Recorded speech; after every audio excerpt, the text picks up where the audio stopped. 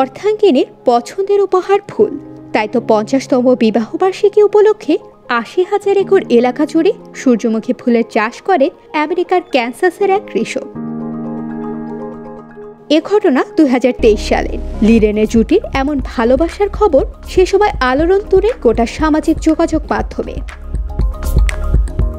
দীর্ঘ ৮০ মাইল এলাকা জুড়ে এ ফুলবাগানের পেছনে কোনো ব্যবসায়িক উদ্দেশ্য ছিল না তাদের। নেহাতি প্রিয়তমা স্ত্রীকে চমকে দিতে উদ্যোগটি নিয়েছিলেন ক্যানসাসের কৃষক লি উইলসন।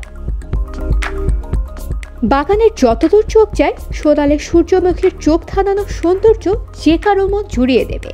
জানা যায় 50তম বিবাহবার্ষিকীতে স্ত্রী রেনেকে সাধ্যের মধ্যে বিশেষ কোনো উপহার দেওয়ার কথা ভাবছিলেন লি।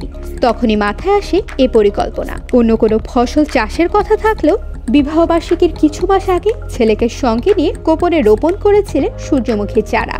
আর ২.৫ মাসের মাথায় সোনালি ফুলে হেসে ওঠে লির বিশাল বাগান। এ বিষয়ে কৃষক লি উইলসন জানান, তিনি সবসময় ফুল ভালোবাসতেন। তার অর্ধাঙ্গিনীও ফুল খুব ভালোবাসেন। প্রতি একর জমিতে ১৫,০০০ সূর্যমুখীর চারা লাগিয়েছিলেন তিনি। আশা ছিল সব মিলে ১.২ মিলিয়ন সূর্যমুখী ফুটবে।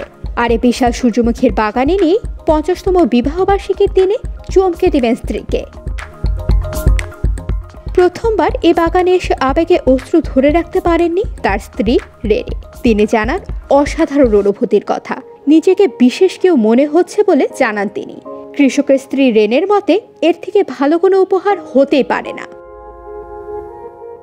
বিশাল এই জমিতে প্রতি একরে গড়ে ১৫,০০০ হিসেবে ১ মিলিয়নেরও বেশি ফুল ফোটে তার বাগানে। সূর্যমুখীর এমন সৌন্দর্য আকৃষ্ট করে পর্যটকদেরও।